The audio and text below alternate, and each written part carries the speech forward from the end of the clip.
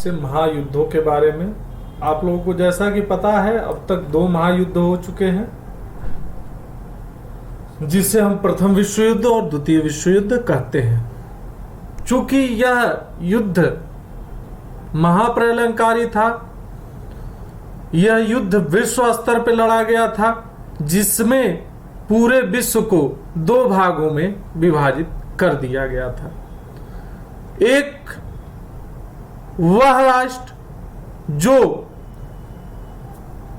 America के साथ थे, ब्रिटेन के साथ थे, मित्र राष्ट्रों के रूप में देखा गया था, दूसरे धुरी राष्ट्रों के रूप में थे। पश्चिम और एशिया लगभग बीचों बीच से बराबर विभाजित कर दिए गए थे। दोनों ही आमने सामने युद्ध लड़ रहे थे, जिसमें एक भीषण महाकाल का दौर चला था, भीषण नरसंहार का दौर चला था, जिसे हम आज देखेंगे। देखिए, इसमें दिया गया है आपको महायुद्धों के बीच में अर्थव्यवस्था, यानी इन युद्धों के दौरान जो हमारी अर्थव्यवस्था थी वह किस प्रकार से सुचारू चल पा रही थी, इसमें कितनी क्षति हुई थी, इन्हीं सब की चर्चा हम इसमें करेंगे। आइए देखते हैं। पहला महायुद्ध मुख्य रूप से यूरोप में ही लड़ा गया, लेकिन उसके असर सारी दुनिया में महसूस किए गए। तो जो हमारा पहला महायुद्ध था वो मुख्य रूप से किसमें था? यूरोप में ही चल रहा था। यानी यूरोपीय भागों में ही था। दूसरे इसमें कुछ नाम मात्र के ही एशियन कंट्री भी शामिल हुए थे, लेकिन फिर भी इसका प्रभाव पूरे अखिल विश्व पर पड़ रहा था, जिसे हम एक अर्थव्यवस्था की दृष्टिकोण से देखने का प्रयास करेंगे। उनकी दृष्टि से एक महत्वपूर्ण प्रभाव यह रहा कि इस युद्ध ने विश्व अर्थव्यवस्था को एक ऐसे संकट में ढकेल दिया जिससे उबरने में दुनिया को 3 दशक से भी ज्यादा समय लग गया। 3 दशक आप समझ सकते हैं, 30 वर्ष से ज्यादा का समय लगा। ठीक है, क्यों? क्योंकि मैंने आपको पहले भी बताया है कि जब कोई भी युद्ध लड़ा जाएगा या कोई भी युद्ध होगा तो इससे जन धन की क्या होगी? बहुत भारी क्षति होगी। पहला तो बहुत सारी चीजें विनाश के कगार पे जाएंगी। दूसरा, युद्ध सामग्री का, यानी मिसाइल्स की बात करें या गन्स की बात करें, ये सभी बहुत ज्यादा मात्रा में तैयार किए जाएंगे। ठीक है, इनकी संख्या हजारों में होगी। सामान्य रूप से अगर युद्ध नहीं हो रहा है तो मान लीजिए कोई भी सरकार अपनी सुरक्षा के लिए थोड़े बहुत युद्ध सामग्रियों को बनाती है, लेकिन अगर वही कहीं पर युद्ध लड़ने लगे किसी अन्य देश के साथ तो वह क्या करेगी? बहुत भारी मात्रा में युद्ध सामग्रियों का निर्माण करेगी। इस दौरान पूरी दुनिया में चौतरफा आर्थिक एवं राजनीतिक अस्थिरता बनी रही और अंत में मानवता एक और विनाशकारी महायुद्ध के नीचे कराने लगी। ठीक है, चौतरफा अगर राजनीति की बात करें तो बहुत सारे देखिए 2 राष्ट्र तो हमेशा मेन होंगे जो युद्ध में शामिल होंगे। ठीक है, और उसका साथ देने या न देने के लिए भी और सारे जो विश्व के राष्ट्र हैं वह उनके साथ क्या करेंगे? गठजोड़ करेंगे, अपना संबंध बनाएंगे या संबंध विच्छेद करेंगे। ठीक है, तो इसी की बात की गई है। आपने देखा पहला विश्व युद्ध चला, पहले विश्व युद्ध के बाद अभी अर्थव्यवस्था कुछ सुधर ही पाई थी, तब तक क्या हो गया? दूसरे विश्व युद्ध की नौबत आ गई। उसी चीज को यहां पे बताया गया है। पहला विश्व युद्ध दो खेमों के बीच लड़ा गया था। एक पाले में मित्र राष्ट्र में कौन कौन थे? ब्रिटेन था, फ्रांस था और रूस थे। ठीक है, ब्रिटेन, फ्रांस और रूस क्या थे? मित्र राष्ट्रों में थे। दूसरे पाले में केंद्रीय शक्तियां यानी जर्मनी, ऑस्ट्रिया, हंगरी, ऑटोमन तुर्की थे। ठीक है, तो यह युद्ध क्या हुआ? दो राष्ट्रों में लड़ा गया, दो शक्तियों के बीच लड़ा गया। पहली शक्ति का नाम था मित्र राष्ट्र और दूसरी शक्ति का नाम क्या था? केंद्रीय शक्ति। ठीक है, या जिसे ध्रुवीय राष्ट्र भी हम कहते हैं। अगस्त 1914 में जब युद्ध शुरू हुआ, उस समय बहुत सारी सरकारों को यही लगता था कि यह युद्ध ज्यादा से ज्यादा क्रिसमस तक खत्म हो जाएगा। ठीक है, देखिए अगस्त में शुरू हुआ, ठीक है, और क्या लग रहा था? क्रिसमस तक सब कुछ खत्म हो जाएगा। पर यह युद्ध तो 4 साल से भी ज्यादा समय तक चलता रहा। ठीक है, तो जब लोग ये समझे कि बहुत चलेगा तो ये कुछ महीने ही चलेगा और उसके बाद से क्या होगा? समाप्त हो जाएगा।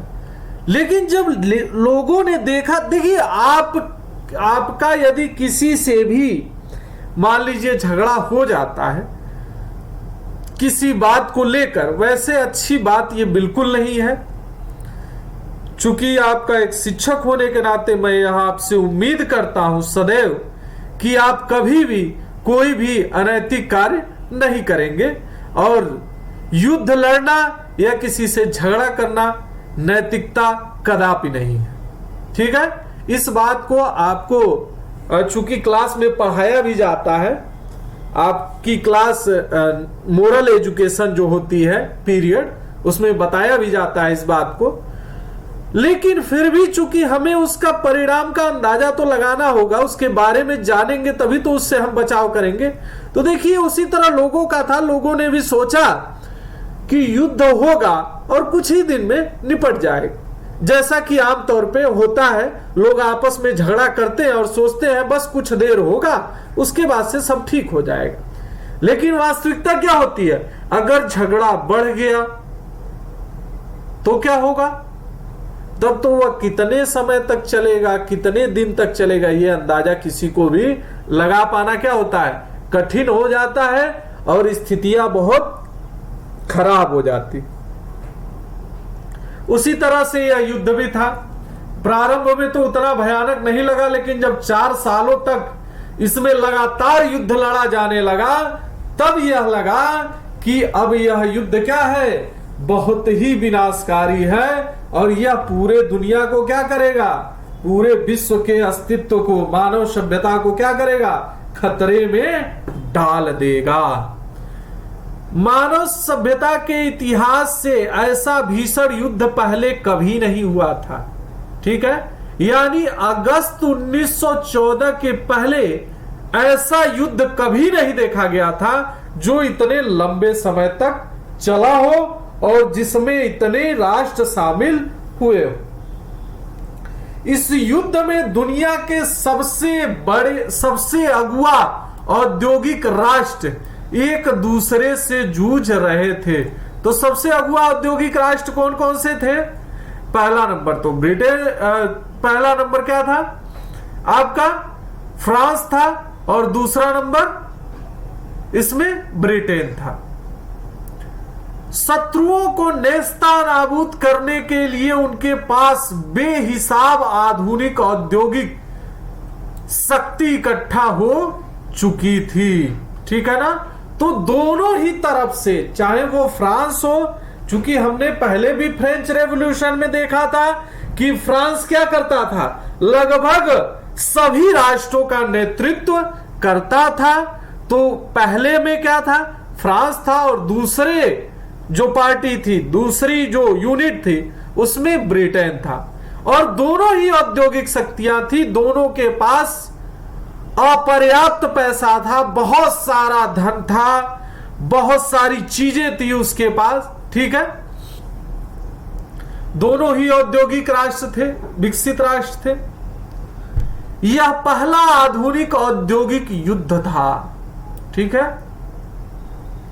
इस युद्ध में मशीन गनों, टैंकों, ठीक है ना, हवाई जहाजों, चूंकि उस समय मशीन गन बन गए थे, टैंक भी बन गए थे और हवाई जहाज भी उस समय बने हुए थे,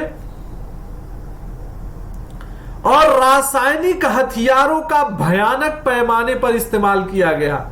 यानी क्या था, उनके इस्तेमाल की कोई भी सीमा नहीं थी। यानी कितने लोग युद्ध लड़ रहे हैं इसकी भी गिनती नहीं थी, कितने मशीन गन प्रयोग हो रहे हैं इसे भी गिना नहीं जा सकता था, कितने टैंक युद्ध लड़ रहे हैं इसे भी गिनना संभव नहीं था।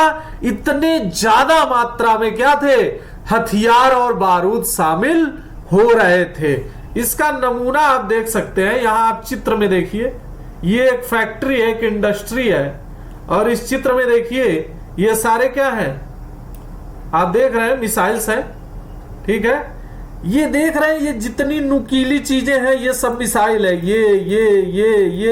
ये सब। यहां देखिए ये भी है, ये भी है, यहां भी, यहां भी, यहां भी, ये सब यहां मतलब आदमी कम देख रहे हैं और क्या है, मिसाइलें बहुत ज्यादा दिख रही हैं। देखिए आगे भी गलियारा है, इसमें भी मिसाइलें रखी हैं। तो सोचिए इतने हथियार, इतने बारूद, इतने युद्ध सामग्रियां थी जिनकी गिनती कर पाना ही संभव नहीं था, अनगिनत हो रही थी, ठीक है। सिर्फ वैसे चीजें तैयार की जा रही थी फैक्ट्रियों में जल्द से जल्द, ताकि ज्यादा से ज्यादा क्या हो सके, हम अपने शत्रु के ऊपर हावी हो सके। ये सभी चीजें आधुनिक विशाल उद्योग की देन थी, क्योंकि उस समय उद्योग क्या थे, विकसित हो रहे थे, और उद्योगों के विकास के कारण ये सभी चीजें इन उद्योगों में क्या हो रही थी, बनाई जा रही थी। युद्ध के लिए दुनिया भर से असंख्य सिपाहियों की भर्ती की जाने लगी, ठीक है। यानी सिपाहियों के भर्ती की सीमा नहीं रही, कुछ कहीं जो भी आ जा रहा था उसे भर्ती किया जा रहा था, कहीं जबरदस्ती भर्ती किया जा रहा था युद्ध लड़ने के लिए। मतलब सिपाही जैसे भी हो उनको क्या किया जा रहा था, ट्रेनिंग की जा रही थी, थोड़ी बहुत ट्रेनिंग दी जाती थी, उसके बाद से उनको हथियार दे दिया जाता था और युद्ध के मैदान में खड़ा कर दिया जाता था युद्ध लड़ने के लिए। उन्हें विशाल जलपोतों और रेलगाड़ियों में भरकर युद्ध के मोर्चों पर ले जाया जाना था। इस युद्ध ने मौत और विनाश की ऐसी जैसी विभीषिका रची, उसकी औद्योगिक युग से पहले और औद्योगिक शक्ति के बिना कल्पना नहीं की जा सकती थी, ठीक है। तो ये युद्ध क्या था, उद्योगों की बहुत भारी इसमें देन रही। उद्योगों ने इस युद्ध को पूर्ण रूप से लड़ा था। क्यों?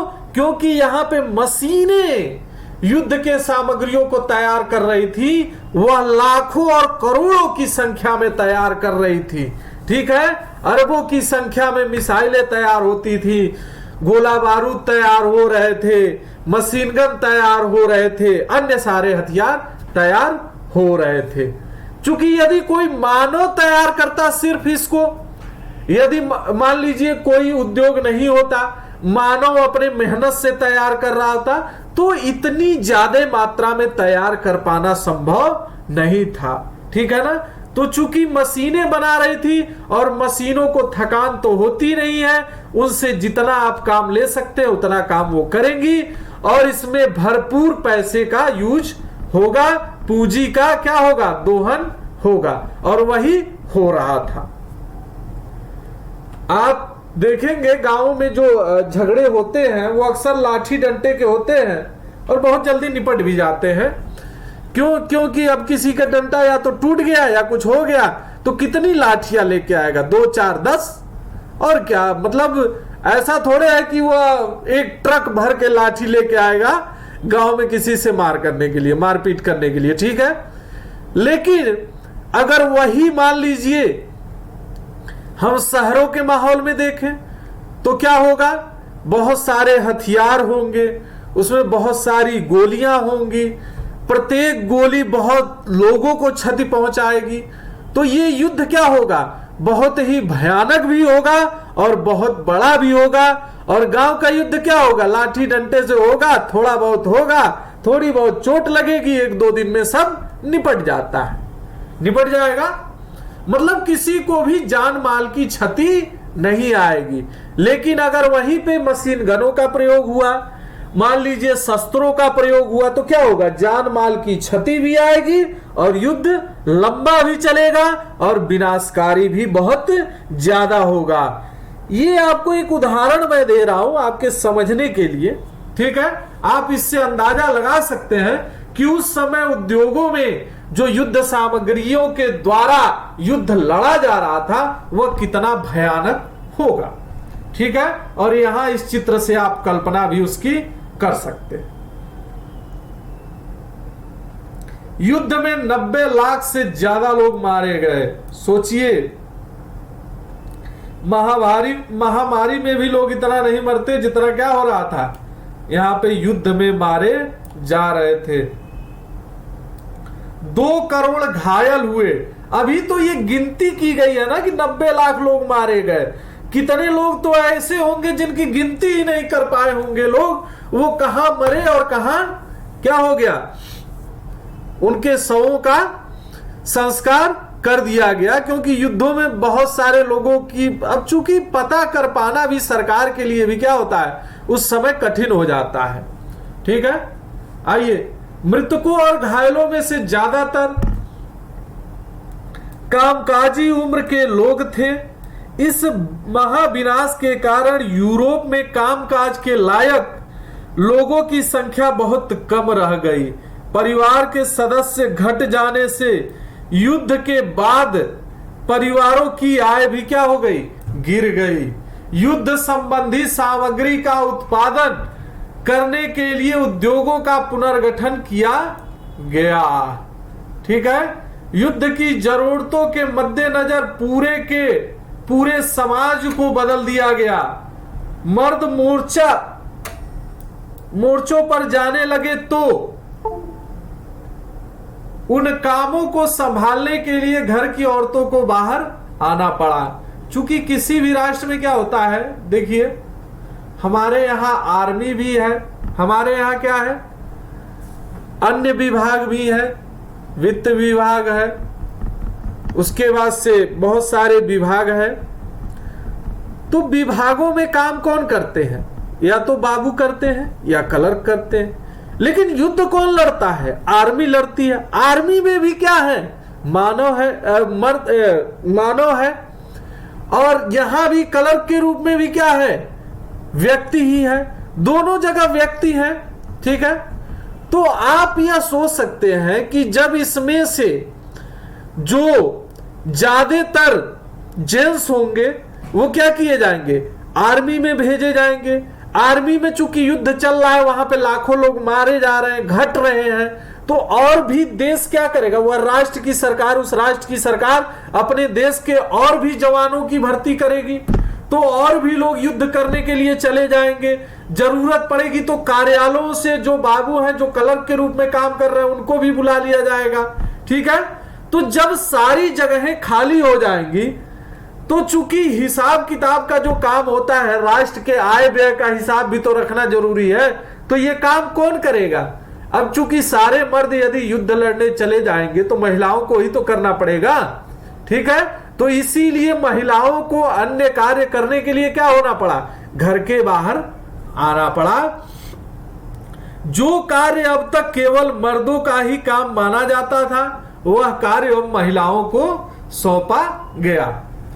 युद्ध के कारण दुनिया की कुछ सबसे शक्तिशाली आर्थिक ताकतों के बीच आर्थिक संबंध टूट गए। अब वे देश एक दूसरे से बदला लेने पर उतारू थे, ठीक है ना। तो देखिए, जो राष्ट्र शक्तिशाली था वो क्या करेगा, युद्ध लड़ेगा, और जो कमजोर होगा वह क्या करेगा, शक्तिशाली राष्ट्रों के साथ किसी न किसी तरफ से, या तो इस तरफ से शामिल हो जाए या उस तरफ से शामिल हो जाए, उसे शामिल होना होगा।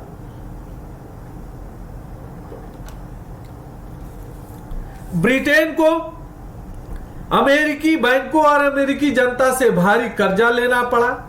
ठीक है, फलस्वरूप इस युद्ध ने अमेरिका को कर्जदार की बजाय कर्जदाता देश बना दिया। क्यों बना दिया? क्योंकि अमेरिका क्या था, एक औद्योगिक राष्ट्र के रूप में विकसित कर रहा था, विकास कर रहा था अपना। उसके पास पूंजी क्या थी, ज्यादा थी। ठीक है, और वह किसी के तरफ से युद्ध भी नहीं लड़ रहा था। ठीक है, हाँ, लेकिन यह जरूर कर रहा था अमेरिका कि युद्ध में जो सामग्रियां लग रही थी, चाहे वह गोला बारूद हो, चाहे मशीन गन हो, चाहे टैंक हो, ये सभी कहां बन रहे थे, अमेरिकी उद्योगों में ही बन रहे थे।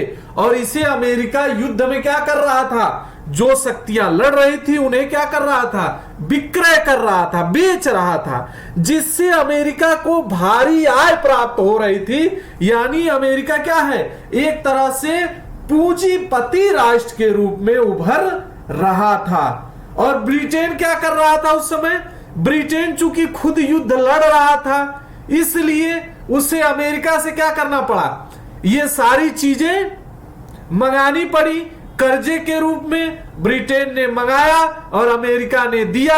इसीलिए अमेरिकी बैंक और अमेरिकी जनता से भारी कर्जा लेना पड़ा।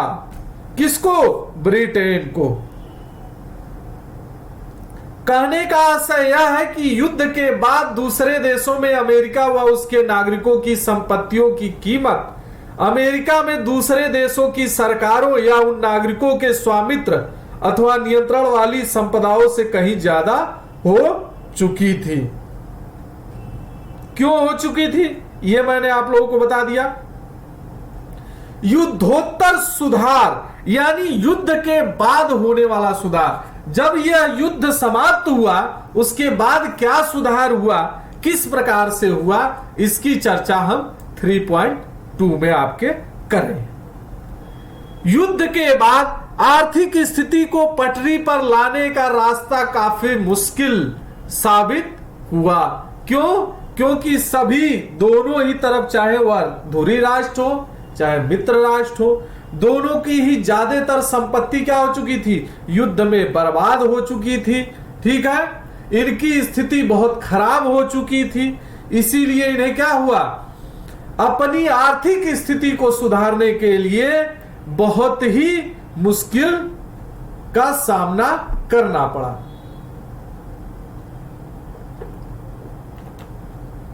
युद्ध से पहले ब्रिटेन दुनिया की सबसे बड़ी अर्थव्यवस्था था। युद्ध के बाद सबसे लंबा संकट उसे ही झेलना पड़ा था। देखा है ना, युद्ध के पहले क्या था, सबसे संपत्तिवान कौन था, ब्रिटेन ही था। चूंकि युद्ध में मेन जो नेतृत्व का कार्य कर रहा था मित्र राष्ट्रों का, वो भी ब्रिटेन ही कर रहा था। तो सबसे बड़ा संकट किसे झेलना पड़ा, ब्रिटेन को ही झेलना पड़ा। जिस समय ब्रिटेन युद्ध से जूझ रहा था, उसी समय भारत और जापान में उद्योग विकसित होने लगे थे। ठीक है, युद्ध के बाद भारतीय बाजार में पहले वाली वर्चस्वशाली स्थिति प्राप्त करना ब्रिटेन के लिए बहुत मुश्किल हो गया था। अब उसे जापान से भी मुकाबला करना था, सो अलग। युद्ध के खर्चे की भरपाई करने के लिए ब्रिटेन ने अमेरिका से जमकर कर्जे लिए थे। इसका परिणाम यह हुआ कि युद्ध खत्म होने तक ब्रिटेन भारी विदेशी कर्जों में दब चुका था। युद्ध के कारण आर्थिक उत्साह का माहौल पैदा हो गया था, क्योंकि मांग, उत्पादन और रोजगारों में भारी इजाफा हुआ था। पर जब युद्ध के कारण पैदा हुआ उत्साह शांत होने लगा, तो उत्पादन क्या था, गिरने लगा, बेरोजगारी बढ़ने लगी। दूसरी ओर सरकार ने भारी भरकम युद्ध संबंधी व्यय में भी कटौती शुरू कर दी। ताकि शांतिकालीन करों के सहारे ही उनकी भरपाई की जा सके।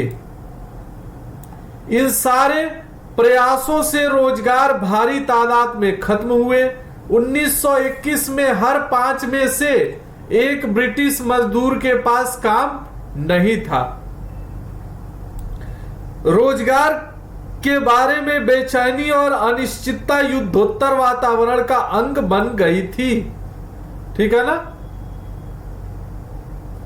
तो युद्ध के बाद की जो स्थिति थी उसका एक अंग ये बन गया कि सरकार के पास क्या था, पैसा ही नहीं था कि वह लोगों को क्या करे, रोजगार के रूप में, उन्हें आय के रूप में प्रदान कर सके।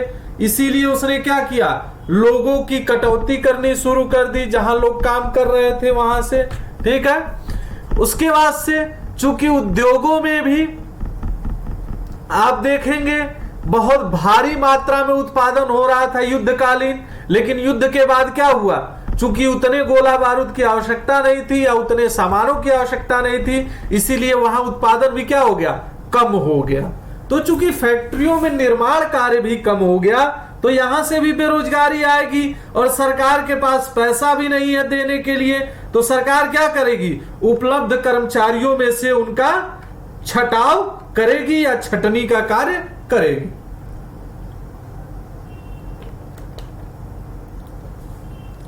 बहुत सारी कृषि आधारित अर्थव्यवस्थाएं भी संकट में थी। उदाहरण के लिए गेहूं उत्पादकों की हालत पर ही विचार कीजिए। युद्ध से पहले पूर्वी यूरोप विश्व बाजार में गेहूं की आपूर्ति करने वाला एक बड़ा केंद्र था। युद्ध के दौरान यह आपूर्ति अस्त व्यस्त हुई तो कनाडा, अमेरिका और ऑस्ट्रेलिया में गेहूं की पैदावार अचानक बढ़ने लगी।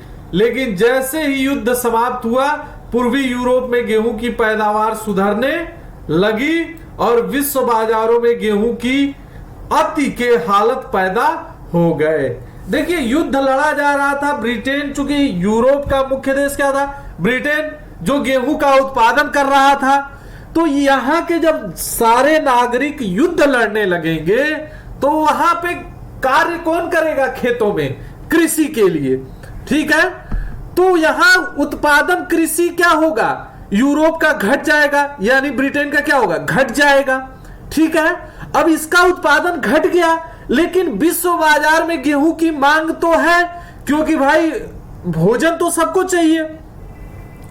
तो इसके जगह पे अन्य देशों ने क्या किया, कनाडा, अमेरिका और ऑस्ट्रेलिया ने अपने अपने उत्पादन को बढ़ाया और वो निर्यात करने लगे अपने गेहूं का, जो अतिरिक्त गेहूं उनका होता था उसे वह क्या करने लगे। अब जैसे ब्रिटेन विश्व बाजार में बेचता था वैसे ही कनाडा, अमेरिका बेचने लगे। अब ब्रिटेन चूंकि व्यस्त था इसलिए ब्रिटेन का क्या हो गया, एक तरह से विश्व बाजार से अस्तित्व क्या हो गया, समाप्त होने लगा या कम होने लगा। ठीक है। अब जब यहां पे शांति आई तो ब्रिटेन ने फिर से अपना उत्पादन उसी तरह से बढ़ाया। ठीक है। तो इससे क्या हुआ, इससे विश्व बाजार जो था, अब चूंकि अमेरिका का भी उत्पादन निर्यात हो रहा था, जा रहा था विश्व बाजार में, कनाडा से भी जा रहा था, बहुत सारी जगहों से जा रहा था और ब्रिटेन से भी जाने लगा। तो इससे क्या हो गया, अनाजों की अति हो गई, यानी बहुत ज्यादा अनाज क्या होने लगे, मार्केट में आने लगे। जब किसी भी कोई भी सामान आवश्यकता से अधिक बाजार में आने लगेगा तो उसकी कीमत स्वतः ही क्या होगी, घट जाएगी। क्यों घट जाएगी, क्योंकि आवश्यकता से अधिक वैसे ही है। अगर उसे बेचेंगे नहीं व्यापारी जल्द से जल्द तो वो अनाज खराब हो जाएगा। तो व्यापारी क्या करेंगे, घाटा उठाकर भी उस अनाज को जल्द से जल्द बेचने का प्रयास करेंगे और जो उसके खरीदार हैं वह क्या करेंगे, कम से कम पैसे में, चूंकि क्या है, बहुत सारे लोगों के पास अनाज है, बाजार में भरमार पड़ी है अनाज की, तो जो खरीदार है, जो ग्राहक है, वह सोचेगा कि हमको कम से कम पैसे में ज्यादा से ज्यादा अनाज क्या हो, मिल जाए। इसके लिए वह क्या करेगा, इसके लिए वह बार्गेनिंग का कार्य करेगा और अनाज की कीमत क्या होगी, घट जाएगी। इससे जहां से वह अनाज उत्पादन हो रहा है उसे क्या होगा, भारी क्षति होगी। आइए 3.3 देखते हैं, बड़े पैमाने पर उत्पादन और उपभोग। अमेरिका में सुधार की गति तेज रही, यह हम पहले ही देख चुके हैं कि युद्ध से अमेरिका की अर्थव्यवस्था को कितना फायदा पहुंचा था। युद्ध के बाद कुछ समय के लिए तो अमेरिकी अर्थव्यवस्था को भी झटका लगा, लेकिन 20 के दशक के शुरुआती सालों से ही अमेरिकी अर्थव्यवस्था तेजी से तरक्की के रास्ते पर बढ़ने लगी। 1920 के दशक की अमेरिकी अर्थव्यवस्था की एक बड़ी खासियत थी बहुत उत्पादन, मास प्रोडक्शन का चलन। ठीक है ना, यानी क्या करते थे, ये बहुत भारी मात्रा में उत्पादन करते थे किसी भी चीज का, चाहे वह कोई भी चीज यदि बना रहे हैं, वह छोटी से छोटी चीज ही क्यों ना हो। जैसे मान लीजिए यदि वह लोगों के लिए एक शर्ट का कपड़ा ही तैयार कर रहे हैं तो वह बहुत ज्यादा मात्रा में तैयार करते थे। ठीक है, यह सभी आपको इकोनॉमिक्स के पार्ट में बताया जाएगा कि यदि मास प्रोडक्शन होता है तो उसका इफेक्ट क्या पड़ता है। ठीक है, बहुत उत्पादन की ओर बढ़ने का सिलसिला तो 19वीं सदी के आखिर में ही शुरू हो चुका था, लेकिन 1920 के दशक में तो यह अमेरिकी औद्योगिक उत्पादन की विशेषता ही बन गया था। ठीक है, कार निर्माता हेनरी फोर्ड बहुत उत्पादन के विख्यात प्रणेता थे। उन्होंने शिकागो के एक बुचड़ खाने की असेंबली लाइन की तर्ज पर डेट्रॉयट के अपने कार कारखाने में भी आधुनिक असेंबली लाइन स्थापित की थी। शिकागो के बुचड़ खाने में मरे हुए जानवरों को एक कन्वेयर बेल्ट पर रख दिया जाता था और उसे दूसरे सिरे पर खड़े मांस विक्रेता अपने हिस्से का मांस उठाकर निकलते जाते थे। यह देखकर फोर्ड को लगा कि गाड़ियों के उत्पादन के लिए भी असेंबली लाइन का तरीका समय और पैसे दोनों के लिहाज से किफायती साबित हो सकता है। असेंबली लाइन पर मजदूरों को एक ही काम, जैसे कार के किसी खास पुर्जे को ही लगाते रहना, मशीनी ढंग से बार बार करते रहना होता था। काम की रफ्तार इस बात से तय होती थी कि कन्वेयर बेल्ट किस रफ्तार से चलती है।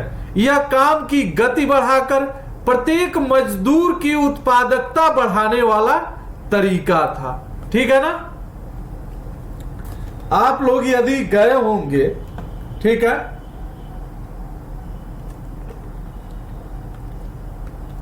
किसी भी कार निर्माण फैक्ट्री में या फिर किसी बाइक निर्माण फैक्ट्री में यदि नहीं गए हो तो भी आप यदि सर्विस कराने बाइक की अपनी गए होंगे तो आपने वहां पे देखा होगा दो लोग तो मुख्य रूप से होते हैं। ठीक है, एक क्या होता है, एक मैकेनिक होता है जो यहां पे गाड़ी को आपके खोलता है, बनाता है, उसके बाद से इस गाड़ी को क्या करता है, यहां पर ले जाकर खड़ा कर देता है। यहां उस गाड़ी की वॉशिंग होती है, धुलाई होती है। ठीक है ना, इससे क्या होता है, काम की रफ्तार बढ़ जाती है। क्यों? क्योंकि अब धुलाई करने वाले को सिर्फ गाड़ियां यहां पे आके मिलेंगी सारी, यहीं से वो गाड़ी उठा के, और जितनी गाड़ियां हैं उनकी सिर्फ धुलाई ही उसको करनी है, एक ही काम करना है।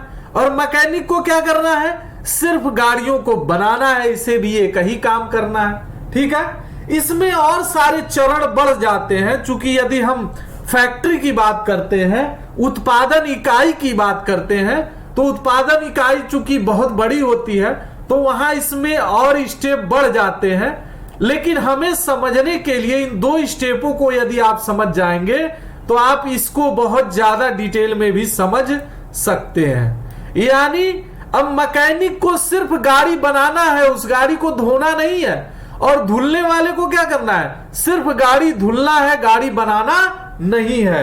यानी वह क्या करेगा, फटाफट जल्दी जल्दी क्या करेगा, धुलाई करेगा।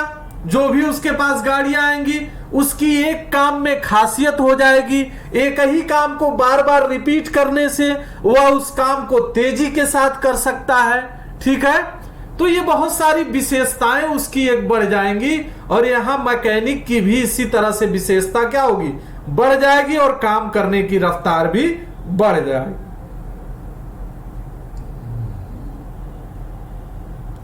कन्वेयर बेल्ट के साथ खड़े होने के बाद कोई मजदूर अपने काम में ढील करने या कुछ पल के लिए भी अवकाश लेने का जोखिम नहीं उठा सकता था।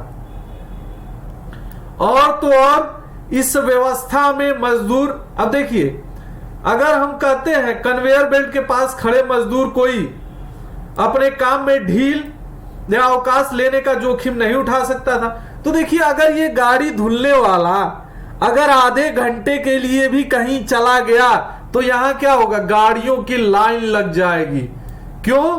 क्योंकि यहां से गाड़ियां तो लगातार बन के निकल रही है ना, यहां से निकल रही हैं, तो यहां पे गाड़ियों की लाइन लग जाएगी, और वो अगर आएगा तो उस लाइन को देखकर उसको उतना ही देर तक कार्य करना पड़ेगा, क्योंकि उसको कार्य ये क्या करना है, खत्म करना है। ठीक है, तो यही चीज यहां पे कहा गया है। और तो और इस व्यवस्था में मजदूर अपने साथियों के साथ बातचीत भी नहीं कर सकते थे। इसका नतीजा यह हुआ कि हेनरी फोर्ड के कारखाने की असेंबली लाइन से हर 3 मिनट में एक कार तैयार होकर निकलने लगी। इससे पहले की पद्धतियों के मुकाबले यह रफ्तार कई गुना ज्यादा थी। ठीक है ना, कई गुना ज्यादा थी, 2 गुना नहीं, 3 गुना नहीं, कई गुना, यानी 2 और 3 गुना से भी ज्यादा रही। टी मॉडल नामक कार बृहत उत्पादन पद्धति से बनी पहली कार थी। तो ये एक मॉडल है, टी मॉडल इसका नाम था। ठीक है, ये बृहत उत्पादन पद्धति से बनी पहली कार थी। ठीक है ना, तो बृहत उत्पादन पद्धति से बनी पहली कार का नाम क्या था, टी मॉडल था। ठीक है, तो यहीं पे आपका क्वेश्चन भी जनरेट हो जाता है। शुरुआत में फोर्ड फैक्ट्री के मजदूरों को असेंबली लाइन पर पैदा होने वाली थकान झेलने में काफी मुश्किल महसूस हुई, क्योंकि वे उसकी रफ्तार को किसी भी तरह नियंत्रित नहीं कर सकते थे। बहुत सारे मजदूरों ने काम छोड़ दिया।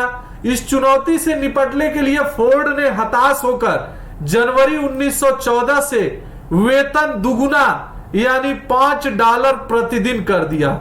साथ ही उन्होंने अपने कारखानों में ट्रेड यूनियन गतिविधियों पर भी पाबंदी लगा दी।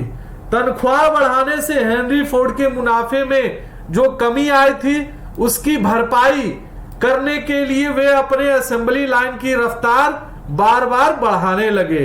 उनके मजदूरों पर काम का बोझ लगातार बढ़ता जा रहा था। अपने इस फैसले से फोर्ड बहुत संतुष्ट थे। कुछ समय बाद उन्होंने कहा था कि लागत कम करने के लिए अपनी जिंदगी में उन्होंने इससे अच्छा फैसला कभी नहीं लिया था। ठीक है, यही था आपका क्या था, मास प्रोडक्शन का कॉन्सेप्ट, जिसको विलियम फोर्ड ने लिया था। फोर्ड द्वारा अपनाई गई उत्पादन पद्धतियों को जल्द ही पूरे अमेरिका में अपनाया जाने लगा। 20 के दशक में ही यूरोप में भी उनकी नकल की जाने लगी। बहुत उत्पादन पद्धति ने इंजीनियर आधारित चीजों की लागत और कीमत में कमी ला दी। बेहतर वेतन के चलते अब बहुत सारे मजदूर भी कार जैसी टिकाऊ उपभोक्ता वस्तुएं खरीद सकते थे। 1919 में अमेरिका में 20 लाख कारों का उत्पादन होता था, जो 1929 में बढ़कर 50 लाख हो गया। देखिए 2 गुने से भी क्या हो गया, ज्यादा हो गया। इसके साथ ही बहुत सारे लोग fridge, washing machine, radio, gramophone, players आदि भी खरीदने लगे। ये सब चीजें हायर परचेज व्यवस्था के तहत खरीदी जाती थी, यानी लोग ये सारी चीजें कर्जे पर खरीदते थे और उनकी कीमत साप्ताहिक या मासिक किस्तों पर चुकाई जाती थी। मकानों के निर्माण और निजी मकानों की संख्या में वृद्धि से भी फ्रिज, वॉशिंग मशीन आदि उपकरणों की मांग में इजाफा हुआ। उल्लेखनीय है कि घरों का निर्माण या खरीदारी भी कर्जे पर ही की जा रही थी। 1920 के दशक में आवास एवं निर्माण क्षेत्र में आए उछाल से अमेरिकी संपन्नता का आधार पैदा हो चुका था। मकानों के निर्माण और घरेलू जरूरत की चीजों में निवेश से रोजगार और मांग बढ़ती थी, तो दूसरी ओर उपभोग भी बढ़ता था। बढ़ते उपभोग के लिए ज्यादा निवेश की जरूरत थी, जिससे और नए रोजगार और आमदनी में वृद्धि होने लगती थी। 1923 में अमेरिका शेष विश्व को पूंजी का निर्यात दोबारा करने लगा और वह दुनिया में सबसे बड़ा कर्जदाता देश बन गया। अमेरिका द्वारा आयात और पूंजी निर्यात ने यूरोपीय अर्थव्यवस्था को भी संकट से उबरने में मदद दी। अगले 6 सालों में विश्व व्यापार और आय वृद्धि दर में काफी सुधार आया, लेकिन यह स्थिति लंबे समय तक कायम नहीं रह पाई। 1929 तक आते आते दुनिया एक ऐसे आर्थिक संकट में फंस गई जिसका दुनिया ने पहले कभी अनुभव नहीं किया था, और वह थी आपकी महामंदी।